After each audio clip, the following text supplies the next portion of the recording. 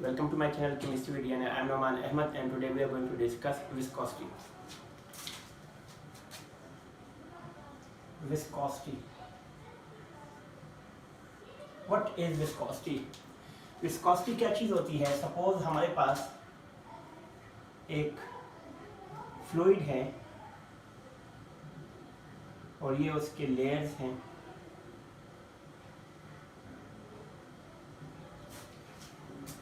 ये हमारे पास एक फ्लूइड है और इसके अंदर क्या है, हमारे पास एक अब देखें इसके ऊपर जो ये इस साइड पे मूव करना चाहता है, यानी इसके ऊपर जो है ना, इसको विस्कस फोर्स कहते हैं.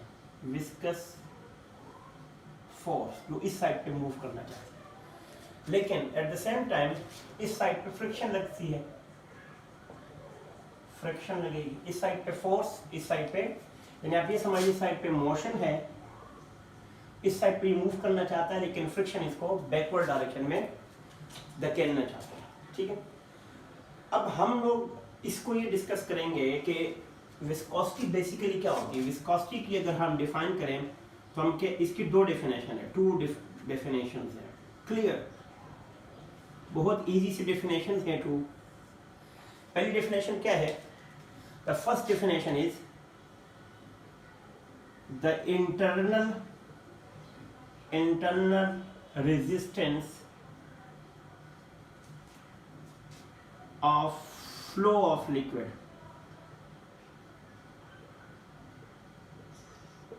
Okay, the internal resistance of flow of liquid is called viscosity. ये हम definition किसकी पढ़ रहे हैं? viscosity की पढ़ रहे हैं. तो two definition. Number one, this is definition number one. The internal resistance of flow of liquid is called viscosity. दूसरी डेफिनेशन इसकी क्या है, जो हमारे पास आपकी बुक में भी लिखी हुई है, फ्रिक्शन बिटवीन या अमंग हॉरिजॉन्टल फ्लूइड लेयर. आप ये कह सकते हैं दूसरी definition, friction among two horizontal rows या टू हॉरिजॉन्टल लेयर्स, इनके और इनके, ये वाली उनके दरमियान जो फ्रिक्शन फोर्स होती है, horizontal fluid layer is called viscosity. तो ये दो डेफिनेशन इसकी है. पहली definition, the internal resistance of flow of liquid is called viscosity, या the friction among two horizontal fluid layer is called viscosity. अब हम इसको एक समझ लेते हैं. फर्स्ट करो, अब अगर हमारे पास एक ब्लॉक है, एक सरफेस के ऊपर पड़ा हुआ है, दिस इज अ ब्लॉक. ठीक है, ब्लॉक. अब ये ब्लॉक इस साइड पे, इसकी मोशन इस साइड पर है, इस साइड पे यहाँ पे करना चाहता है. तो अब हमारे पास दो तरह की फ्रिक्शन होती है. फ्रिक्शन, अब एक फ्रिक्शन इस साइड पे होगी. अब फ्रिक्शन जो है ना, ऑन टेबल भी हो सकती है या ऑन ब्लॉक भी हो सकती है. फ्रिक्शन ऑन टेबल भी है, यानी फ्रिक्शन यहाँ पर फ्रिक्शन ऑन ब्लॉक है, फ्रिक्शन ऑन ब्लॉक, और दूसरी क्या, फ्रिक्शन ऑफ टेबल या फ्रिक्शन ऑन टेबल. इस साइड भी करें तो एक तो फ्रिक्शन ऑन ब्लॉक, ब्लॉक के ऊपर भी फ्रिक्शन है. ठीक है, फ्रिक्शन ऑन टेबल क्या है कि टेबल के ऊपर भी तो है ना, ब्लॉक के ऊपर भी है और टेबल के ऊपर भी है. ठीक है, तो इसको समझने के लिए अब हम क्या करेंगे, अब हम इसको एक डायग्राम से रिप्रेजेंट करेंगे. डायग्राम से रिप्रेजेंट करने के लिए एक डायग्राम हम बनाएंगे. इस डायग्राम को हम ये समझ लेते हैं कि फर्स्ट पर हमारे पास एक रिवर फ्लो है, यानी समुद्र दरिया का पानी है.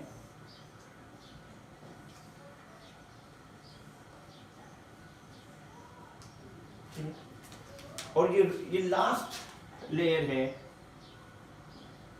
इसको रिवर बेड कहते हैं. River bed.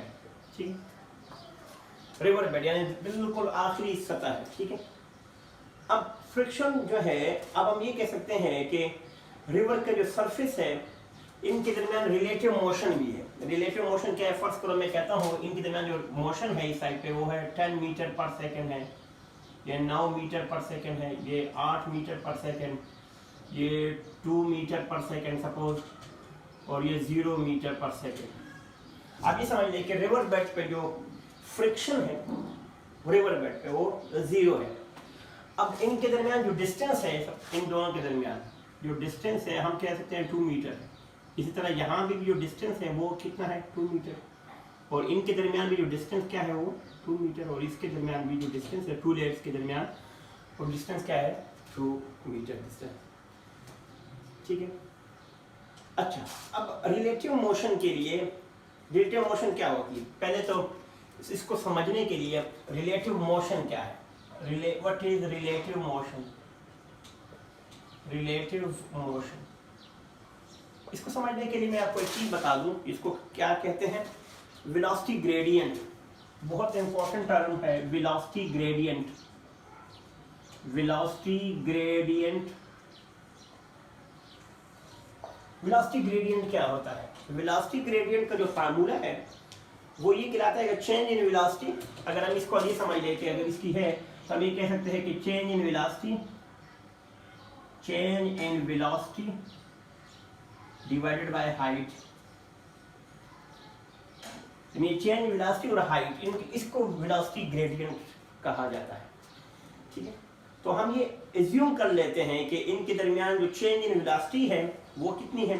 फर्स्ट करो मैं इन दोनों के दरमियान मालूम कर, अब देखो इन दोनों के दरमियान जो चेंज इन वेलोसिटी है 10 में 1 को 2 पे डिवाइड करेंगे तो हम ये कह सकते हैं चेंज इन वेलोसिटी इसके अंदर 10 मीटर में कितना है 1 मीटर पर सेकेंड, और 2 मीटर, तो मीटर से मीटर कैंसिल हो जाएगा तो 0.5 सेकेंड इनवर्स। ये वेलोसिटी ग्रेडियंट है इनके दरमियान, 2 लेयर्स के दरमियान जो फ्रिक्शन है, हमने ये बता दी।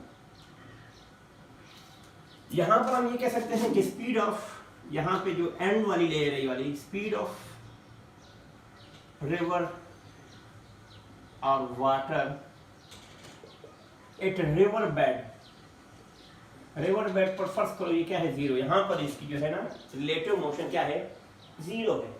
ठीक ठीक, अब हम ये देखना चाहेंगे कि फ्रिक्शन जो हमारे पास है ये सॉलिड और लिक्विड के दरमियान कौन सी है और हम कौन से हैं। तो ये 2 चीजें आपको पता होनी चाहिए, बहुत जरूरी।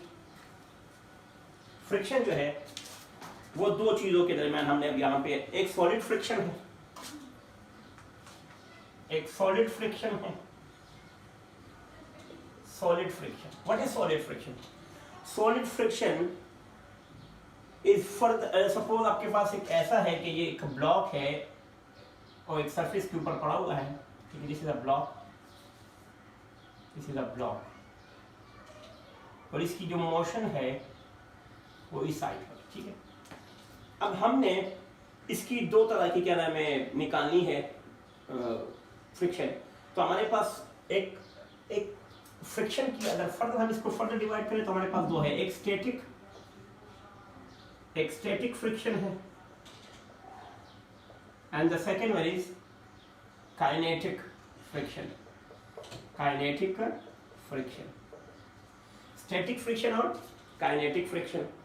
अब static friction का जो फार्मूला है, ठीक है, यानी इसकी जो फोर्स है वो static friction का अगर वो मैक्सिमम है तो हम ये कह सकते हैं कि इसकी जो फोर्स होगी, इसका जो फार्मूला है हमने पढ़ा भी था, म्यू एस और एन, स्टैटिक फ्रिक्शन म्यू इसका है। और जो दूसरा है, अगर इसको मैं स्टैटिक कर लूँ तो ये भी सही है, स्टैटिक फ्रिक्शन। इसी तरह काइनेटिक फ्रिक्शन जो है ना, उसका जो फार्मूला हमारे पास था हमने पढ़ा भी था, म्यू, अरे ये म्यू के एन, ये 2 फार्मूले हमने पढ़े थे, फिजिक्स में भी हमने पढ़े होंगे ये। अब सॉलिड फ्रिक्शन जो है ना ये 2 चीज़ों पे डिपेंड करती है।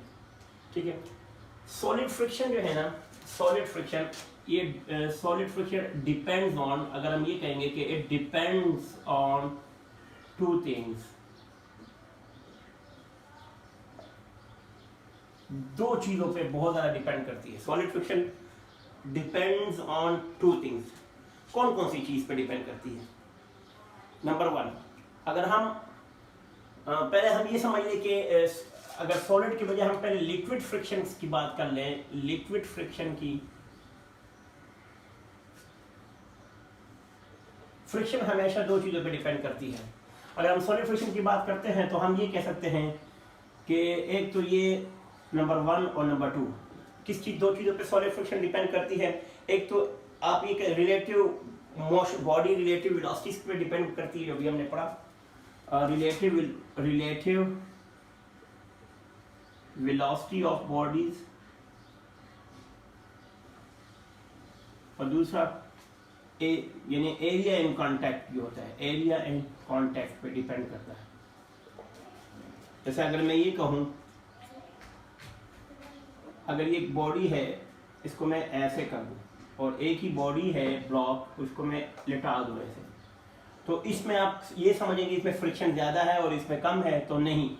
तो आप ये समझ लें कि सॉलिड फ्रिक्शन ना इस पे डिपेंड करती है और ना ही रिलेटिव वेलोसिटी पे डिपेंड करती है, ना ही relative velocity of the body पे डिपेंड करती है, ठीक है। तो इन दोनों चीज़ों पे सॉलिड फ्रिक्शन डिपेंड नहीं करती। तो फिर किस चीज़ पे डिपेंड करती है? सबसे पहले तो हमें वेलोसिटी ग्रेडियंट का थोड़ा सा पता होना चाहिए। या अभी हमने जो फार्मूला निकाला था वेलोसिटी ग्रेडियंट का, उससे रिलेटेड थोड़ी सी चीजें डिस्कस कर लेते हैं। हमने वेलोसिटी ग्रेडियंट जो पढ़ा था, velocity gradient,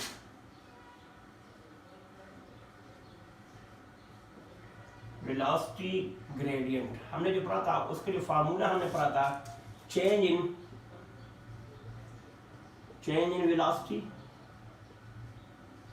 divided by equivalent line divided by height. तो हमने जो डायग्राम बनाई थी वो क्या थी?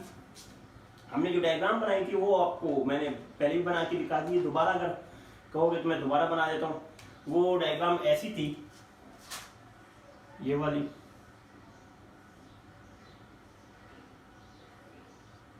फर्स्ट कॉलम के दरमियान जो हाइट है वो z है, इसकी जो वेलोसिटी है वो v है। अब ऊपर वाली लेयर की थोड़ी सी ज्यादा, इसमें अगर चेंज हो गए तो हम ये कहेंगे कि dv बाय dz, अगर स्मॉल तब्दीली है, स्मॉल चेंज। लेकिन अगर यहाँ पर हो तो हम ये कह सकते हैं कि d, इसमें थोड़ी सी वेलोसिटी ज्यादा है तो कहेंगे dv स्मॉल, इसमें ऊपर वाली लेयर में थोड़ी सी ज्यादा है, ठीक है। तो हम ये कह सकते हैं कि चेंज इन वेलोसिटी जो है ना, इसको हमने किससे रिप्रेजेंट कर दिया? चेंज इन वेलोसिटी को dv और हाइट को हमने dz कर दिया, ठीक है।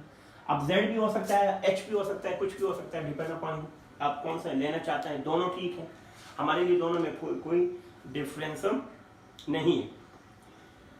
वेलोसिटी ग्रेडियंट के साथ साथ अगर एक टर्म और आ जाए, विस्कस फोर्स क्या होती है? विस्कस फोर्स को समझने के लिए, अब ये भी वही फोर्स है, इसको देखिए यहाँ पे देखिए विस्कस फोर्स क्या है।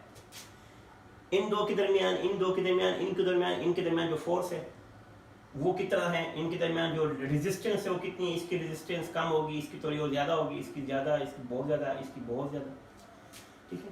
तो हम ये कह सकते हैं कि जो विस्कस फोर्स है, विस्कस फोर्स ये डायरेक्टली प्रोपोर्शनल है किस चीज पे? अगर हम कहेंगे तो रिलेटिव मोशन पे डिपेंड करता है, बिल्कुल रिलेटिव मोशन पे भी डिपेंड करता है, dv या dz भी जिसको कह सकते हैं। और डायरेक्टली प्रोपोर्शनल किस चीज पर है? एरिया पे भी डिपेंड करता है, यानी इस पे भी डिपेंड करता है और इस पे भी डिपेंड करता है, एरिया पे भी डिपेंड करता है, रिलेटिव मोशन पे भी डिपेंड करता है और एरिया पे भी डिपेंड करता है, ठीक है। अब हम अगर कोई हमसे पूछे इसकी यूनिट निकाल दे, तो यूनिट निकालना कितना आसान है, हम इसी से निकाल सकते हैं। जैसे आप दोनों को कंबाइन कर लेंगे, पहले हेडिंग दे देते units, what is the units of viscosity. तो कंबाइनिंग इक्वेशन 1 और 2 तो हम ये कह सकते हैं क्या हो सकता है, ये हो जाएगा a dv बाय dz। अब इस प्रोपोर्शनलिटी साइन को जब हटाते हैं तो हम कह सकते हैं कि eta dv by dz। What is eta? Eta जो हमारे पास है इसको कहते हैं coefficient of viscosity. Eta coefficient of viscosity. ये डिपेंड दो चीजों पे करता है। डिपेंड किस चीज पे करता है? एक तो टेम्परेचर पे बहुत डिपेंडेंट है, बल्कि बहुत सिग्निफिकेंट इसकी डिपेंडेंसी है। यानी टेम्परेचर बढ़ेगा अगर टेम्परेचर इंक्रीज होगा तो हम ये कह सकते हैं कि ईटा डिक्रीज होता है। अगर टेम्परेचर इंक्रीज होता है तो ये डिक्रीज होगा, यानी इस चीज पे तो बहुत डिपेंड करता है। तो टेम्परेचर पे डिपेंडेंस है इसकी, ठीक है, ये हमने कह दिया। अब अगर हम इसकी यूनिट मालूम करना चाहें तो यूनिट यहाँ से कैसे मालूम करेंगे? देखिए ये न्यूटन है, ठीक है, फोर्स जो होती है न्यूटन मीटर में होती है, तो हम न्यूटन मीटर स्क्वायर, हम ये कह सकते हैं कि इसकी जो यूनिट है न्यूटन मीटर स्क्वायर और सेकेंड इनवर्स, या आप ये समझ लें कि न्यूटन सेकेंड, ये भी यूनिट इसकी है, दोनों डेफिनेशन सही है। ऐसा यूनिट जो है, अब ये जो यूनिट है ये ऐसा यूनिट है, ये हम कह सकते हैं दिस इज ऐसा यूनिट, सिस्टम इंटरनेशनल इसकी यूनिट है, ठीक है, ये इसकी। तो हम इसी से थोड़ा सा आगे अगर यूनिट्स पे बात करें तो थोड़ा सा एक और यूनिट है जो बहुत ज़्यादा ज़रूरी है, वो क्या होती है? इस यूनिट में अगर हम ये कह सकते हैं कि CGS यूनिट जो होती है, CGS यूनिट, वो बहुत ज़रूरी है। वो यूनिट क्या है? वो इसी से निकली हुई है कि वो है डाइन पर सेकेंड। अगर इसी को हम देखते हैं, डाइन सेकेंड और सेंटीमीटर स्क्वायर, यानी इसकी जगह पर डाइन आ जाता है, सेकेंड ऐसे ही होता है, और मीटर स्क्वायर की जगह सेंटीमीटर स्क्वायर, ठीक है। और एक और बात भी अगर आपको याद रखनी है तो इसको एक और नाम है, पॉइज भी कहते हैं, इसे कॉल पॉइज। वन पॉइज जो होता है, या आप ऑब्जेक्टिव के लिए याद रखें, वन पॉइज जो है बहुत ज्यादा जरूरी है, वो 10⁻⁻⁻1, यानी आप ये समझ लें 10⁻⁻1 इसके इक्वल होता है, वन पॉइज, ठीक है। वन पॉइज इसकी इक्वल है 10⁻⁻1, या आप ये समझ लें कि 1 न्यूटन जो है वो, आप ये समझ लें कि 1 न्यूटन जो होता है वो 10 पॉइज के इक्वल होता है। ये इसको भी याद रखिएगा, ये बहुत जरूरी है, ठीक है। तो हम इसकी यूनिट्स भी मालूम कर सकते हैं। अब हम ये कह सकते हैं कि ये जो अभी हमने यूनिट डिस्कस की, इसके साथ साथ फर्ज करो अगर हमारे पास एक बोट है, ठीक है, और ये पानी के ऊपर चल रही है, तो यहां पे भी हमारे पास दो तरह की आ सकती है। एक तो सॉलिड और लिक्विड के दरमियान फ्रिक्शन, ठीक है, एक तो ये फ्रिक्शन है। दूसरा फ्रिक्शन लेयर के दरमियान भी, ठीक है, दो तरह की फ्रिक्शन है। तो इसको थोड़ा सा टच करते हैं, क्योंकि हमारा नेक्स्ट वीडियो लेक्चर जो होगा वो इसी पे होगा, तो मैं थोड़ा सा बताऊंगा कि यहाँ पे हमारे पास दो तरह की टू फोर्सेस आएगी, या टू टाइप्स ऑफ कांटेक्ट आएंगे, टू टाइप्स ऑफ कांटेक्ट आएगा। कौन कौन सा आएगा? नंबर 1, एक देखो सॉलिड की और लिक्विड के दरमियान, सॉलिड और लिक्विड के दरमियान जो फ्रिक्शन होगा वो सॉलिड और लिक्विड के दरमियान फ्रिक्शन है। इसके लिए तो सेम फार्मूला है, कौन सा है? एन ईटा जो है ना, ईटा dV/dz, ये तो सेम इसी से आएगा। दूसरा कौन सा है? जैसे ये भी कश्ती है और इनके दरमियान जो फ्रिक्शन है। दूसरा क्या हो जाता है कि सॉलिड इमर्स इन लिक्विड। दूसरा क्या है? सॉलिड इमर्स्ड इन लिक्विड, जैसे सबमेरीन है। अब जाहिर बात है सबमेरीन पानी के अंदर ये चलती है, तो जाहिर बात है उस, अब फर्स्ट करो यहाँ पे सबमेरीन चल रही है, ठीक है, एक सबमेरीन है, तो उसकी जो रेजिस्टेंस है उसको भी मालूम करने के लिए, तो हमारा नेक्स्ट वीडियो लेक्चर इन दोनों पे होगा। यहाँ तक आपने विस्कोसिटी पढ़ा, विस्कोसिटी क्या होती है, विस्कोसिटी की यूनिट्स पढ़ी, विस्कोसिटी किस चीज़ पर डिपेंड करती है। हमारे टॉपिक में आज तक का लिए इतना ही काफ़ी था। अपना बहुत ज़्यादा ख्याल रखिएगा। अस्सलाम वालेकुम।